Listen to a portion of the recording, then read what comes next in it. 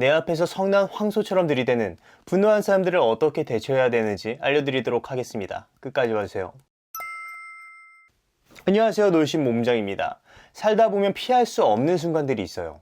대부분의 남자들이라면 군대 훈련소에서 엄청난 고통이 밀려올 줄 알면서 화생방실로 들어가야 할 때, 아, 세상엔 피할 수 없는 것도 있구나 라는 걸 느끼죠. 혹은 취업을 하기 위해 면접관에게 털릴 걸 알면서도 면접실로 들어가야 할 때, 나를 별로 좋아하지 않는 사람에게 고백을 하고 그 사람의 표정을 바라볼 때 등등, 살면서 우리는 오지 않았으면 하고 바라게 되는 피할 수 없는 순간들을 맞이하곤 합니다. 그래요. 실제로 우리가 살면서 어쩔 수 없는 순간들이 분명히 있어요.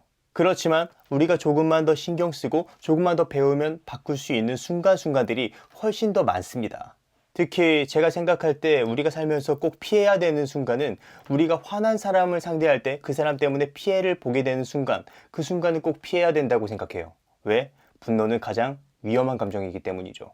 분노라는 감정은 짜증이나 불쾌함처럼 우리가 흔히 느낄 수 있는 감정이지만 분노가 커지게 되면 경로나 분개처럼 감정이 폭발적으로 일어납니다. 마치 분노는 작은 불씨와도 같아요. 산불처럼 번지죠.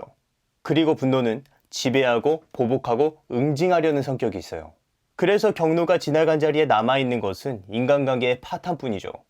이것이 우리가 화난 사람을 상대할 줄 알아야 되는 이유입니다. 분노라는 감정은 왜 일어나는 걸까요?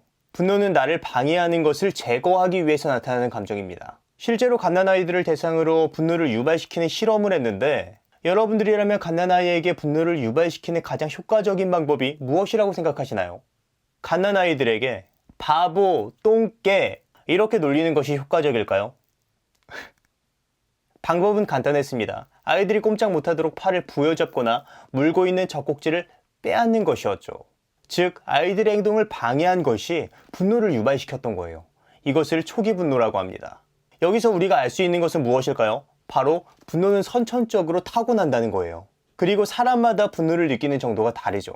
누구는 바보, 똥개만 해도 경로를 느끼는 사람들이 있는가 반면에 또 누구는 부모님의 안부를 물어도 대수롭지 않게 넘기는 사람들이 있습니다. 그리고 개개인들마다 분노를 느끼는 주제와 범위도 다르죠. 그렇다면 우리가 살면서 분노를 느끼는 사람을 미리 알아차릴 수 있는 방법이 있을까요? 다행히도 방법은 있습니다. 인간은 감정을 느낄 때 몸과 표정의 변화가 있거든요. 만약 상대방이 여러분들과 대화를 나누다가 팔을 허리에 얹거나 주먹을 쥔 채로 팔짱을 끼는 모습을 보신다면 좋지 않은 신호일 수 있습니다.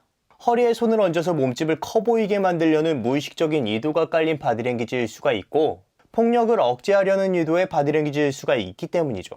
그리고 가장 중요한 것은 표정의 변화입니다. 대화 중에 상대방의 표정을 잘 살펴보세요. 만약 상대방의 입술이 얇아졌다면 그 사람은 약한 분노를 느끼고 있거나 분노를 억압하고 있다는 증거일 수 있습니다. 분노를 느낄 때 가장 먼저 나타나는 얼굴의 신호이기 때문이죠. 이러한 상황에서 절대 상대방에게 화났어? 왜 화내? 에이, 입술 얇은데 뭐 화났구만, 이런 말 하면 절대 안 됩니다. 이런 말을 하면 오히려 상대는 초사이어인이 될 거예요. 그것보다 상대방이 화난 걸 모른 척 하세요. 그러면서 말을 잘 가려서 해야 됩니다. 그리고 상대가 무엇 때문에 화났는지 파악하는 것이 중요해요. 그 원인이 여러분 때문일 수도 있고 제3자 때문일 수도 있거든요. 원인 파악이 끝났으면 이런 식으로 얘기를 해보세요.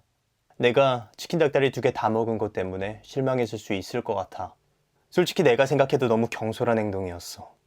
오늘 치킨은 내가 계산하고 다음 치킨 먹을 때는 내가 날개까지 양보할게. 이런 식으로 얘기를 하면 상대방을 몰아붙이지도 않고 상대방의 분노를 인정을 하면서 나의 미안한 감정까지 전달할 수 있습니다. 에이, 치킨 닭다리 2개 다 먹어서 삐졌구만 뭐. 입술 얇은데? 화났어? 이것보다 훨씬 낫죠. 그래도 여기까지라면 아직 괜찮은 거예요. 상대방의 분노가 폭발하지 않았으니까요. 그런데 만약 상대방의 감정이 폭발해서 감정을 주체 못하는 상태가 된다면 그때는 자리를 피하는 게 상책입니다. 감정을 주체하지 못하는 이러한 상태를 심리학자 폴 에크만은 감정 불응기관이라고 했어요. 한마디로 이성을 잃고 자기가 하는 폭언이나 폭력에 정당성을 부여하는 상태를 말하죠. 이때는 감정이 휩쓸려서 이성적인 사고를 할 수가 없습니다. 이러한 상태에서 여러분이 대화를 시도하신다면 오히려 여러분도 분노하게 되고 더 큰 싸움으로 번질 거예요. 차라리 어느 정도 화가 가라앉은 뒤에 얘기하는 것이 상대방에게 상처가 될 말을 하지 않거나 방어적인 행동을 유발하지 않는 좋은 방법이 될 수 있습니다. 요약을 하자면 상대방이 작은 분노를 느낄 때는 그 분노에 대한 언급을 하지 않으면서 원인을 파악하고 상대방을 이해하는 모습을 보여라. 그리고 상대방의 분노가 풀리지 않거나 심각한 상황일 경우에는 감정 불응 기간이 끝날 때까지 잠깐 자리를 피하고 나중을 기약하라. 그리고 마지막으로 치킨 닭다리는 하나만 먹자. 날개도. 그럼 오늘의 심리학은 여기까지 하도록 하겠습니다. 다음에 다시 봐요. 안녕.